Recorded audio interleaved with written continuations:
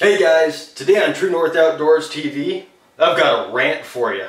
So we're going to jump right into it. Remington, they kind of dropped the ball on this. And this isn't the first time I've had problems with Remington lately. It seems they're having some quality control issues. What happened with this is it actually blew up the extractor within 125 rounds. I didn't actually even get this thing broke in.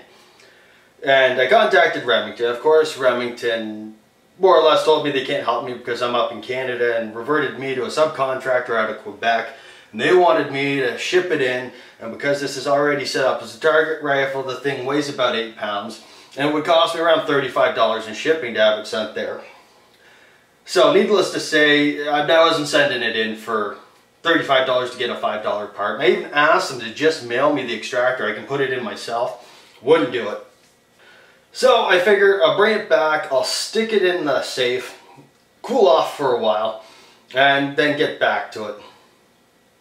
Another thing they failed on was the stick mags. Well, stick mag, banana magazine, whatever you want to call it. This is a 25 rounder, and it does not function at all. I couldn't get it to actually chamber more than one round without jamming. Basically, everything that everybody says to do to these doesn't work. It's just a piece of crap. Now, I'm surprised Remington's sending stuff like this out. I'm not the only guy that's got these issues with these guns. A lot of people have problems with them. And then you got, of course, a company that's got a subpar product out, and they also have subpar warranty coverage. Or maybe the warranty coverage is good. You just have to pay to send it in, and they don't work with you on it. I'll give you a little bit of background on this anyway. It's my philosophy. You'll eventually see a review video on it. It just may be several months, maybe a year before I finish fixing this thing and actually have time on it to do the review.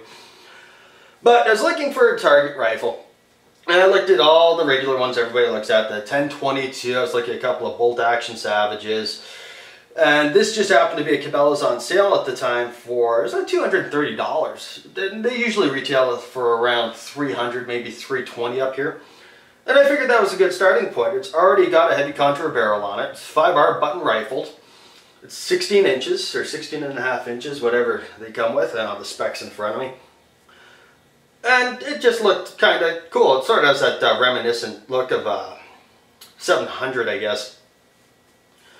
But when you get it, these things aren't actually free-floated already. You have to take the gun apart and take a Dremel and actually mill down the ribs inside here that reinforce it. Now, I didn't mind doing that because I already knew that because this is going to be basically a bench gun where I'm going to be shooting it off the bench at targets, or I'm going to be prone shooting it. I actually want to make it as rigid and heavy as possible. The heavier your firearm is, the more stable it is for shooting when it comes to targets, competition, stuff like that. You just don't want to walk through the bush with an 8-pound 1022 or 597 or whatever it may be that you're building. And this gun itself is actually completely laid with fiberglass back to just before the mag wall. And it adds a lot of weight, and I got to actually balance it out a bit because the stock's completely filled. And I could actually add a little bit here, take a little bit out until I got it to balance where I wanted. I've added some length of pull, and the way I did that back here is the stock's actually solid fiberglass. I went a little farther out than I had to, and then I milled it out with the Dremel until I got to the right length of pull. The gun actually comes with the weaver rail. These are UTG scope mounts. They are 4 screws on each one, so it gives you a little bit more clamping power, or even clamping power for stability. I'm not going too high end on a 22 caliber target gun, especially when I'm not really going to compete or do anything serious with. It's a Leapers 3-9 by 40 adjustable objective scope, which does more than enough for 100 yards with this gun. It's got a UTG, just a cheapo bipod. It's just enough to get the gun up and so I can get into position.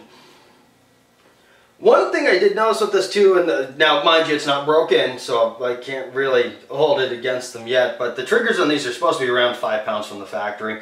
And the trigger on this gun is actually, I'd say, pushing 8 pounds, maybe even more. I'm figuring it'll break in after the gun's actually properly broken. I'm probably not going to see the trigger actually broke in on it because when I replace the extractor, I'm getting a bulk quartz in for it. And I'm going to get the hammer for it too. They typically bring the trigger pull on these guns down to about 3 pounds. So while I've got it apart, might as well get it all done. Gonna be spending about $100 more than I was planning on spending, but hey, what can you do? In a few months when I get this thing actually put back together and get it out and get time on it, we'll do a review on it, a proper review.